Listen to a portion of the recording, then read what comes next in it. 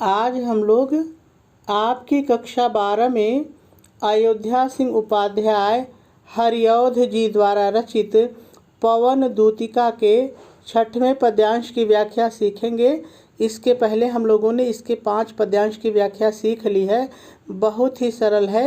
यदि आप थोड़ा सा भी ध्यान देंगे तो इस पद्यांश की व्याख्या और इस पद्यांश पर आधारित जितने भी प्रश्न आपकी परीक्षा में पूछे जाएंगे उन सभी का उत्तर आप बहुत आसानी से लिख लेंगे, कहीं कोई दिक्कत नहीं होगी।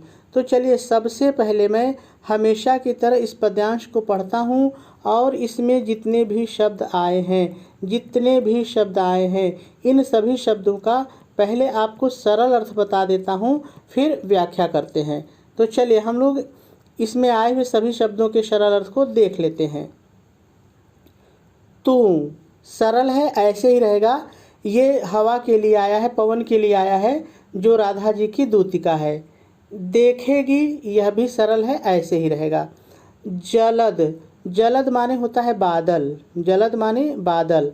और तन माने होता है शरीर, तन माने शरीर। को सरल है, ऐसे ही रहेगा। जा मतलब जाकर, जा मतलब जाकर। वहीं ऐसे ही रहेगा, बदलेगा नहीं। ये मथुरा के लिए आया, जो मथुरा जगह है तो इसके लिए आया है वहीं ना, तो वहीं ऐसे ही रहेगा। तदगता, तदगता मतलब तल्लीन होकर या डूब कर। तदगता माने तल्लीन होकर या डूब कर, इसको साथ में ले लेंगे इसी के। तदगता हो मतलब तल्लीन होकर के या डूब करके। होंगे सरल है, ऐसे ही रहेगा। लोने मतलब सुंदर, लोने मतलब सुंदर।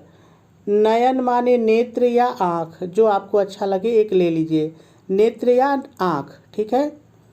उनके ऐसे ही रहेगा, बदलेगा नहीं। ये श्री कृष्ण जी के लिए आया है। ज्योति माने प्रकाश, ज्योति माने प्रकाश।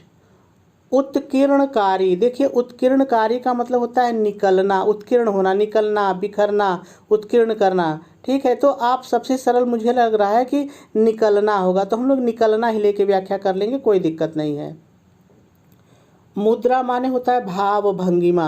आपका जो मुंह है, आप कैसा मुख है, कैसी उसकी भाव भंगिमा है, तो आप चाहे भाव भंगिमा कह के व्याख्या कर लीजिए या मुद्रा को मुद्रा कह के ही व्याख्या कर लीजिए, अगर भाव भंगिमा आपको कठिन लग रही है। होगी सरल है, ऐसे ही रहेगा। वर माने होता है श्रेष्ठ, वर माने श्रेष्ठ। वदन, वदन माने होता है मुख।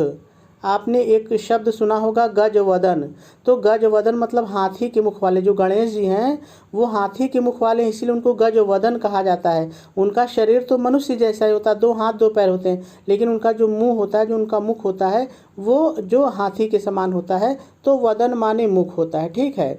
कि सरल है, ऐसे ही रहेगा। मूर्ति सी मतलब मूर्ति के समान, मूर्ति सी मतलब मूर्ति के समान। सौम्यता की, सौम्यता की मतलब सौम्य कहिए या सुंदर भी आप कह सकते हैं। सौम्य का मतलब ही होता है सुंदर, ठीक है। सीधे सीधे, तो चाहे आप सीधे सीधे कह करके व्याख्या करिए, चाहे एक शब्द इसके लिए लीजिए सरल, तो मुझे लगता है सरल ही ज़्यादा सरल है, तो सरल ही ले लेंगे, ठीक है। वचन, वचन माने बोली भाषा, ठीक है, बोली भाषा, वचन, वचन भी कह सकते हैं आप।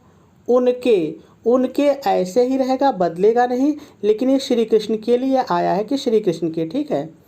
सिक्त मतलब सने हुए या डूबे हुए, जैसे कोई चीज़, किसी चीज़ में आप सान देते हैं तो सिक्त मतलब सने हुए या डूबे हुए। होंगे सरल है, ऐसे ही रहेगा। सुधा, सुधा माने होता है अमृत, सुधा मतलब अमृत। से ऐसे ही रहेगा, तो दोनों को मिला देंगे तो हो जाएगा अमृत से, ठीक है। नीले मतलब ऐसे ही रहेगा, नीला, जो रंग नीला होता है, तो यहाँ पे नीले का मतलब सांवले रंग से है, तो नीले, ठीक है, नीले अर्थात सांवले या नीले। फूले मतलब खिले हुए, आप कहते हैं ना कम फूल खिल गया है तो फूला हुआ है, तो फूले मतलब खिले हुए। कमल ऐसे ही रहेगा, सरल है। दल माने होता है समूह और सी माने समान, तो जब दोनों को एक साथ कर देंगे दल सी, तो समूह के समान, समूह के समान। गात मतलब शरीर, गात मतलब शरीर। की सरल है, ऐसे ही रहेगा। श्यामता मतलब सांवलापन, श्यामता मतलब सांवलापन, ठीक है। पीला यानी कि जो पीला रंग होता है इसको आप पीताम्बर भी कह सकते हैं, क्योंकि जो कृष्ण पहनते थे उनके कपड़े पीले होते थे, पीताम्बर होते थे, तो वही पीला चाहे आप रंग समझिए चाहे पीताम्बर कह लीजिए। प्यारा सरल है ऐसे ही रहेगा। वसन माने वस्त्र कपड़ा, वसन माने वस्त्र कपड़ा, जो आपको अच्छा लगे एक ले लीजिए। कट में मतलब कमर में। पहनते आप समझ रहे तो सरल है, पहनते हैं या धारण करते हैं, पहनते हैं या धारण करते हैं, जो आपको अच्छा लगे एक ले लीजिए। फबीला मतलब सुंदर, फबीला मतलब सुंदर। आपने शायद ये शब्द सुना हो कि यार तुम्हारे ऊपर ये कपड़ा बहुत फबता है, मतलब सुंदर लगता है, तो फबीला मतलब सुंदर। छूटी मतलब छूटी हुई या लटकती हुई। काली मतलब काले रंग की, काली मतलब काले रंग की। अलक माने होता है लट, अलक माने लट, यानी आपने देखा होगा कि कुछ लोग ऐसे होते हैं जो सारा बाल बांधते हैं और एक छोटा सा पतला सा बाल गिरा करके अपने चेहरे पर कर लेते हैं, तो हम उसको लट कहते हैं। तो अलक माने लट।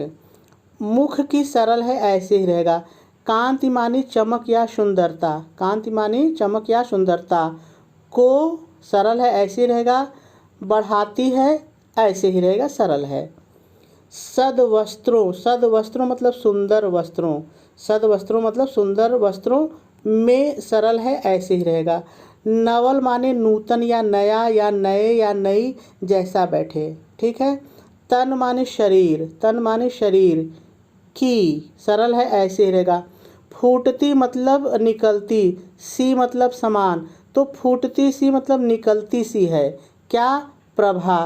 प्रभा माने होता है शोभा, सुंदरता या किरण भी आप कह सकते हैं। तो चाहे शोभा कह के बना लीजिए, चाहे किरण कह लीजिए, चाहे सुंदरता कह लीजिए। हम लोग व्याख्या करते समय देख लेंगे कि कैसे यहाँ पे हमको वाक्य बनाना है। तो सभी शब्दों के सरल अर्थ हो गए। अब हम लोग को व्याख्या करनी है, लेकिन व्याख्या से पहले थोड़ा सा हम लोग संदर्भ और प्रसंग लिख लेते हैं, फिर व्याख्या करते हैं। क्योंकि देखिए संदर्भ और प्रसंग से भी प्रश्न आ जाते हैं, तो हम कोई चीज़ नहीं छोड़ेंगे, हम सारी चीज़ों को पढ़ेंगे। तो चलिए सबसे पहले हम लोग संदर्भ लिख लेते हैं। तो आप संदर्भ हेडिंग डालेंगे, डैश डालेंगे और डैश डाल करके लिखेंगे प्रस्तुत पद्यांश हमारी पाठ्यपुस्तक हिंदी के काव्य खंड में संकलित पवन दूत का शीर्षक से उद्धृत है। पूर्ण विराम लगाएंगे और इसी में आगे और लिखेंगे इसके रचयिता अयोध्या सिंह उपाध्याय हरिऔध जी हैं, और आपका संदर्भ पूरा हो जाएगा। चलिए अब प्रसंग की बात करते हैं।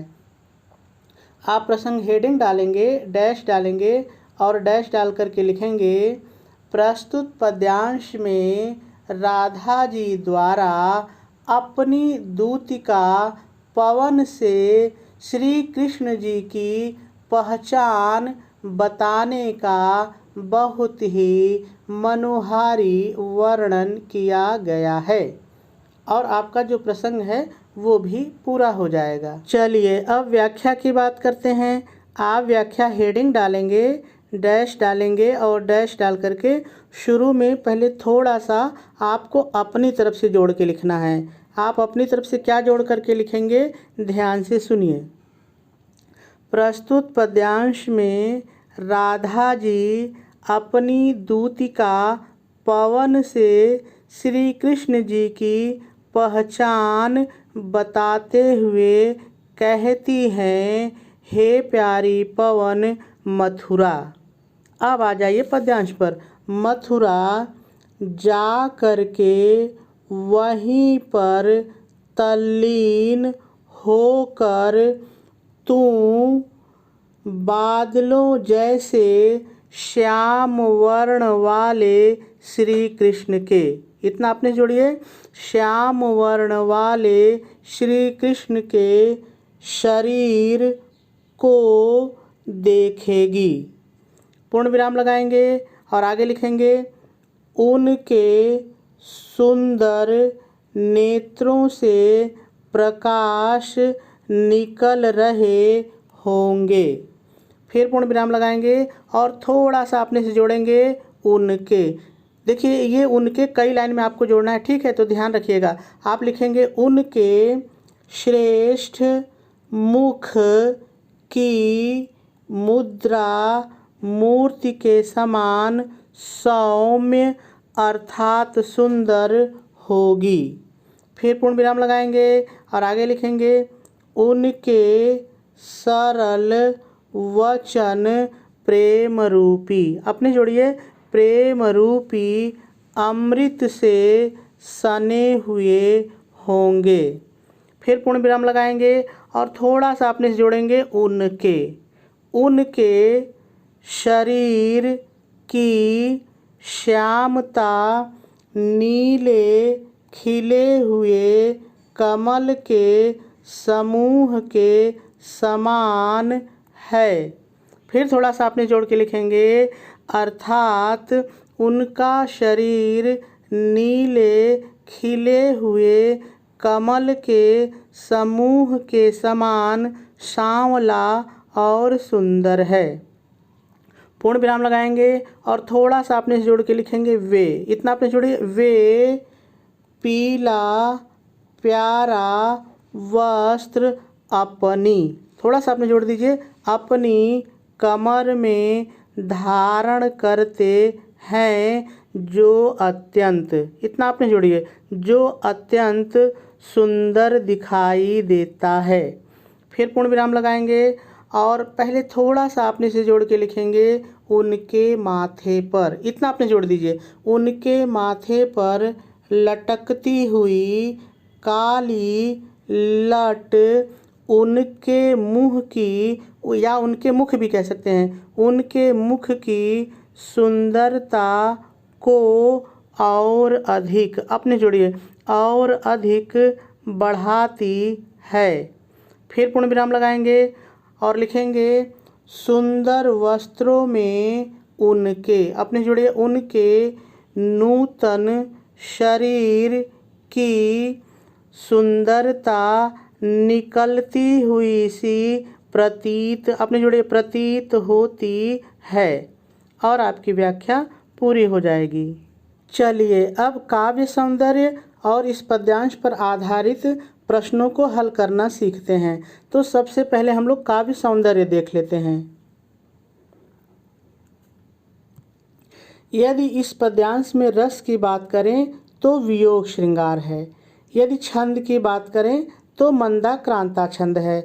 यदि अलंकार की बात करें तो इस पद्यांश में उपमा, पुनरुक्ति प्रकाश, अनुप्रास, रूपक और मानवीकरण, ये 5 अलंकार आपको दिखाई देंगे। तो चूँकि अलंकार से प्रश्न पूछता है तो चलिए मैं आपको पद्यांश पर ले चलता हूँ और वहीं दिखाता हूँ कि ये अलंकार कहाँ पर हैं और कैसे हैं।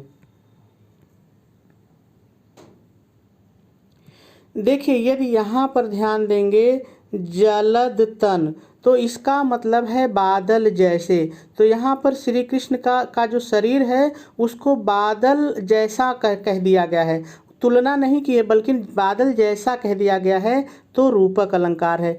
यहाँ प्रेम रूपी अमृत से, तो प्रेम रूपी अमृत से, तो यहाँ पर भी हमको रूपक अलंकार दिखाई पड़ रहा है। ठीक है, तो पहला अलंकार हो गया। अब दूसरा देखिए, मूर्ति सी अर्थात मूर्ति के समान। ठीक है, यहाँ पर देखिए फूटती सी यानी निकलती सी, दल सी यानी समूह के समान। तो यहाँ पर श्री कृष्ण की जो सुंदरता है उसकी तुलना विभिन्न वस्तुओं से की गई है, समानता की गई है, तो यहाँ पे उपमा अलंकार है। ठीक है, दूसरा अलंकार भी हो गया। अब तीसरा देखिए, सीधे सीधे, तो जहाँ पर एक ही शब्द एक से अधिक बार आता है और उसका अर्थ एक ही होता है, वहाँ पे पुनरुक्ति प्रकाश होता है, तो यहाँ पे पुनरुक्ति प्रकाश है। ठीक है, ये तीसरा अलंकार भी आपका हो गया।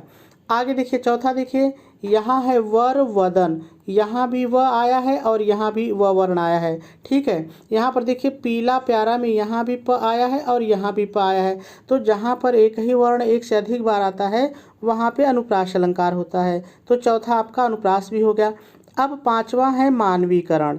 देखिए, मानवीकरण अलंकार वहाँ पर होता है जहाँ किसी निर्जीव चीज़ को इस तरह से व्यक्त किया जाए जैसे वह कोई मनुष्य है। तो आप देख रहे हैं कि राधा जी जो पवन है, जो हवा है, निर्जीव है, लेकिन उसको ऐसे व्यक्त कर रही हैं कि जैसे वो कोई स्त्री है और उनका संदेश लेकर के जा रही है। तो यहाँ पर मानवीकरण अलंकार भी हमको दिखाई देता है। चलिए आगे देखते हैं।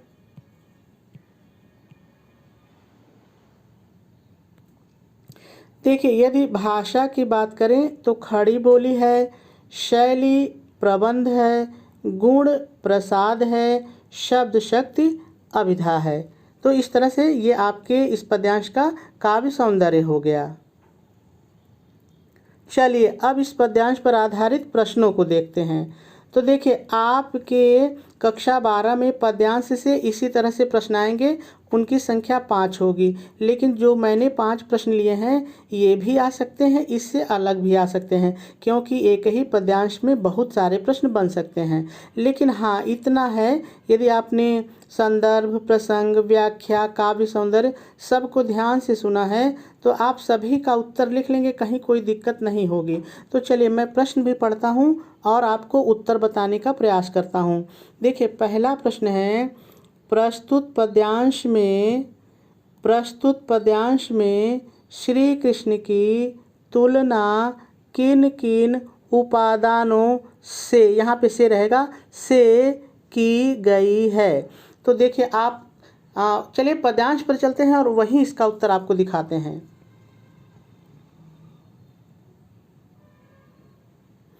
देखिए, प्रश्न आपसे पूछ रहा था कि श्री कृष्ण का जो शरीर है उसकी तुलना किन दो चीज़ों से की है। तो आप उत्तर लिखेंगे, श्री कृष्ण के सौंदर्य की तुलना बादलों तथा नीले खिले हुए कमल से की गई है।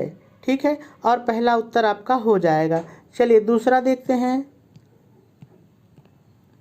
देखिए, दूसरा प्रश्न है, कवि ने श्री कृष्ण के रूप सौंदर्य का वर्णन किस प्रकार किया है। तो देखिए, जब भी हम उत्तर लिखते हैं तो कुछ चीज़ें प्रश्न से ले लेते हैं। तो आप इतना प्रश्न से ले लेंगे, कवि ने श्री कृष्ण के रूप सौंदर्य का वर्णन करते हुए कहा है। अब चलिए पद्यांश पर इसका उत्तर देखते हैं।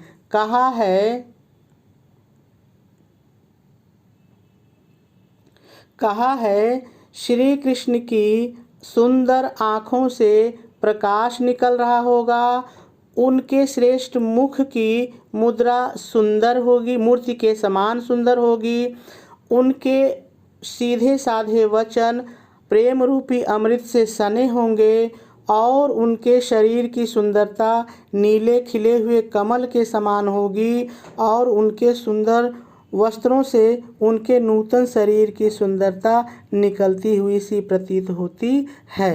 और आपका दूसरा वाला उत्तर भी हो जाएगा। चलिए तीसरा देखते हैं। तीसरा है, प्रस्तुत पद्यांश के अलंकार योजना पर प्रकाश डालिए। तो देखिए, हमने आपको पांचों अलंकार बता दिया कि कहाँ पर हैं। आपको लिखना कैसे है, देखिए जहाँ पर जो अलंकार है ना, उस पूरी लाइन को आप अपनी कॉपी में लिखेंगे और तब बताएंगे कि यहाँ पर ये चीज़ है इसलिए यहाँ पर ये अलंकार है। यानी मेरे कहने का मतलब, जैसे आप लिखेंगे यहाँ पे इस लाइन में जलद तन आया है इसलिए यहाँ पे रूपक अलंकार आया, तो वो लाइन लिखेंगे, लाइन को मेंशन करेंगे, फिर आप लिखेंगे कि वहाँ पे कौन सा अलंकार है। ठीक है। चौथा है, नीले फूले कमल दल सी श्यामता है, पंक्ति का भाव स्पष्ट कीजिए। तो चलिए पद्यांश पर चलते हैं और इसके भाव को स्पष्ट करते हैं। देखिए, भाव को स्पष्ट करने का मतलब होता है उसकी व्याख्या करना। तो देखिए आप लिखेंगे, प्रस्तुत पंक्ति का भाव है कि, इतना आपने जोड़िए, प्रस्तुत पंक्ति का भाव है कि श्री कृष्ण के शरीर की सुंदरता नीले खिले हुए कमल के समूह के समान है, और इसका उत्तर भी हो जाएगा। चलिए अगले प्रश्न को देखते हैं। अगला प्रश्न है, रेखांकित अंश की व्याख्या कीजिए। तो चलिए पद्यांश पर चलते हैं और रेखांकित अंश की व्याख्या करते हैं। देखिए यहाँ पर इन 2 लाइन के नीचे अंडरलाइन है और इन्हीं 2 लाइन की हमको व्याख्या करनी है। बाकी जहाँ लाइन नहीं खींची है उससे कोई मतलब नहीं है। तो चलिए देखते हैं आप इसकी व्याख्या कैसे करेंगे। जैसे मैंने शुरू में आपको बताया था, पहले आप हेडिंग डालेंगे, रेखांकित अंश की व्याख्या, डैश डालेंगे और शुरू में पहले थोड़ा सा आपको अपनी तरफ से जोड़ के लिखना पड़ेगा। क्या लिखना पड़ेगा? जैसे मैंने बताया था वही लिखना पड़ेगा। लिखेंगे प्रस्तुत पंक्ति में। देखिए पद्यांश नहीं लिखेंगे, क्योंकि मैंने जब पद्यांश कहा था तो पूरे पद्यांश की व्याख्या की थी। अब आप लाइन की बात कर रहे हैं तो लिखेंगे प्रस्तुत